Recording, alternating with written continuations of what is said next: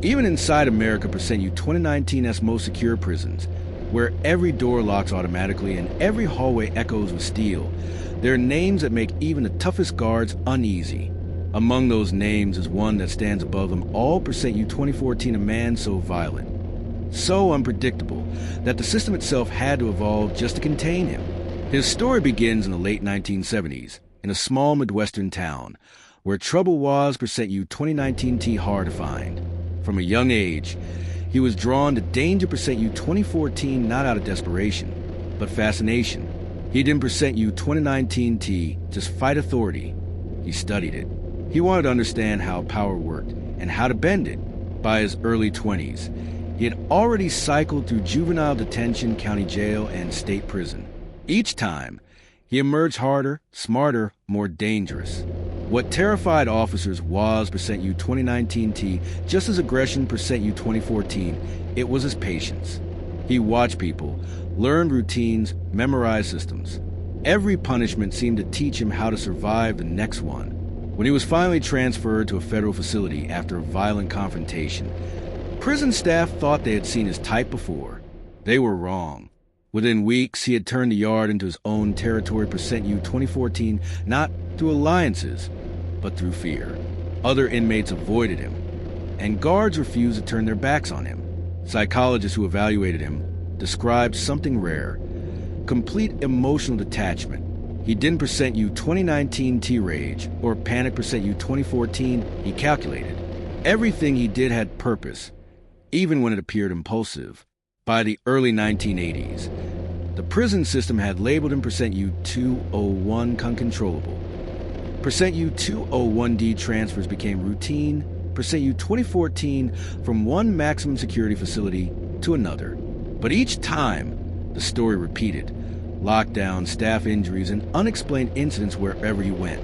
Eventually, there was nowhere left to send him Percent U 2014 except one place: ADX Florence, the federal supermax prison in Colorado, built to hold a Percent U 201 course of the worst. Percent U 201D, a place so secure no inmate had ever escaped, a place designed for silence. When he arrived, the warden ordered extra precautions: reinforced restraints, isolated corridors, and a round-the-clock psychological observation unit. For the first time in decades, it seemed they had found a place that could contain him. But the man didn't Percent U 2019 to resist. He simply smiled, looked around the sterile cell, and said quietly, Percent U 201C finally. A challenge. Percent U 201D. Over the next few years, staff began to notice something strange. Despite being in near total isolation, he never seemed restless. He exercised in silence, spoke rarely, and followed every order Percent U 2014 perfectly. Too perfectly. Then, subtle things started happening. Locks malfunctioned. Surveillance footage glitched. A food tray that should Percent U 2019 be gone to one cell appeared at another. None of it made sense Percent U 2014, not until they realized he was using the only weapon left to him: the system itself.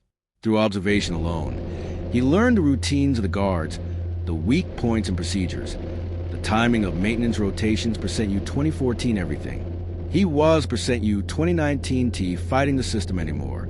He was adapting to it. Even in total isolation, he managed to make the institution bend around him. Rumors began to spread Percent U 2014 among guards, among administrators Percent U 2014, that the man in cell B 13 didn't Percent U 2019T need violence anymore. His power came from patience. And though no one dared to say it out loud, one question echoed through the halls.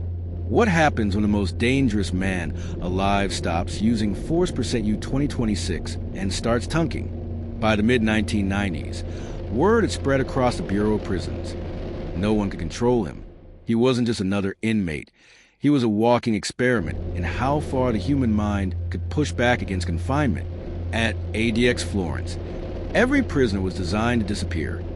23 hours a day in isolation, 1 hour in a small concrete yard, all movement tracked, all communication monitored. But for the man in cell B13, the isolation wasn't punishment. It was preparation. The warden ordered a full review of his routine. Cameras were doubled, locks upgraded, and guards rotated to prevent familiarity. But it didn't matter. No matter what they changed, he adapted. He noticed everything. The sound of boots approaching long before anyone else. The subtle temperature change when the ventilation switched. The way fluorescent lights buzzed differently when backup power kicked in. He cataloged it all like data. When a team of psychologists was brought in to study him, their reports were consistent. He displayed no remorse, no anxiety, no fear. Instead, they described him as hyper-observant, a man whose mind was a weapon sharper than any blade he could ever hold. Over time, even the guards began to notice it. He doesn't talk, one officer said, but when you walk past a cell, you feel like he already knows who you are. The warden, frustrated by years of failed attempts to rehabilitate or even provoke a reaction, ordered an experiment. He was moved to a different wing, one reserved for inmates considered mentally unstable. The goal: break the rhythm, disrupt the pattern. But the man didn't react the way they expected. Instead of resisting, he began to speak. At first, it was small talk, simple, almost meaningless. But slowly, his conversations became more personal. He asked the guards about their lives, their families, their fears. He learned their routines not through observation, but through empathy, or what seemed like empathy. Within weeks, officers who once avoided him found themselves answering questions, sharing stories, laughing even. He wasn't threatening them. He was connecting, something far more dangerous. One psychologist later wrote, "He has no interest in violence anymore. He has evolved beyond it. His goal now is control through influence." By year 3, his file had changed. The words high risk were replaced with psychological threat. He had become something the system had never seen before, an inmate who didn't need to escape to feel free. But freedom, even in his mind, came with a cost. The constant isolation began to blur reality. He started speaking to the cameras as though someone were listening, whispering words that made the reviewing officers uneasy. Systems break, he said one day, looking straight into the lens. It's only a matter of when. Soon after, strange events began to unfold again. Reports went missing from digital archives. Maintenance requests were filed that no one remembered submitting. Even a section of surveillance footage from his corridor mysteriously corrupted, overwritten by static. Technicians blamed software errors. The warden didn't believe it. And through it all, the man in cell B, 13, remained calm. When asked about the corrupted footage, he simply smiled. "Maybe the prison's finally learning," he said. The administration responded with even harsher measures: triple monitoring, constant documentation, even daily psychological checks. But they had underestimated him again. He didn't want to escape. He wanted to be remembered. He once told a psychologist, "You can lock a man in a box, but the moment you start thinking about him, he's already escaped." That sentence alone was enough to change how ADX Florence handled its highest-risk inmates. New procedures, new surveillance patterns, and even new staff rotations were introduced, all because of one man. By then, even other inmates whispered about him through the walls. Stories of the prisoner who could predict guard rotations, who never lost his composure, who never raised his voice but somehow always got what he wanted. To them, he wasn't just another inmate. He was the system's reflection, its dark twin. And while the warden believed he'd finally contained him, what he didn't realize was that the man had already begun building his next move, not with tools or violence, but with words. Words that would travel beyond those concrete walls. Words that would make him a legend. By the early 2000s, the man in cell B, 13, was no longer just another inmate at ADX Florence. He was a name whisperer among guards, psychologists, and even prisoners in other federal facilities.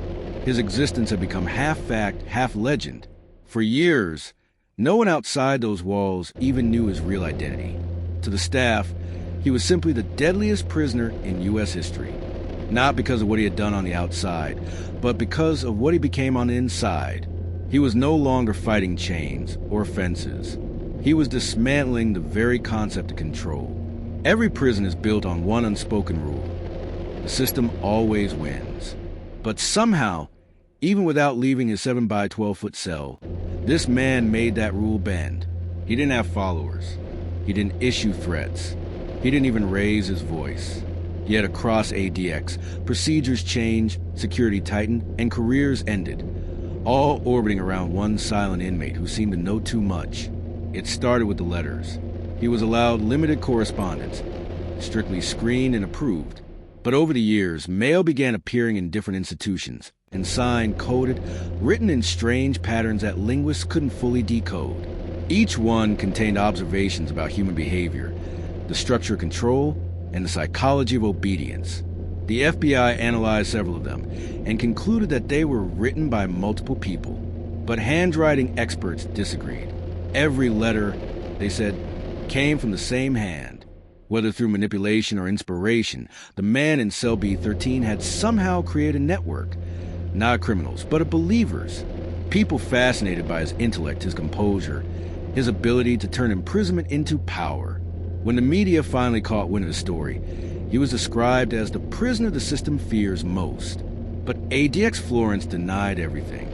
They refused interviews, sealed his records, and restricted access to his wing entirely. Yet, stories leaked. A guard who once escorted him claimed the man had a way of getting inside your head. He never threatened, never shouted. But every conversation left you questioning your own thoughts. He makes you feel, the guard said, like you're the one being studied. The psychologist assigned to monitor him eventually requested reassignment, citing recurring dreams about a voice in the dark. The official report called it stress-induced burnout. Others weren't so sure. Despite the measures taken to suppress his legend, his name, or rather his reputation, grew stronger. Online forums and crime discussion boards began debating whether he even existed. Some said he had died years ago. Others claimed the Bureau of Prisons kept him alive because studying him taught them how to contain others like him. One theory suggested that his entire existence had become a psychological experiment, a test of how long absolute isolation could contain an intellect built entirely on manipulation. But if that were true, it failed. Because even from inside the world's most secure prison, his presence was felt far beyond its walls. In 2017, during a maintenance check, a team discovered an old piece of paper lodged behind an air vent in his cell. Written in faint pencil, it contained just one sentence. The mind is the only thing they can't lock away. No one knows when he wrote it. Today,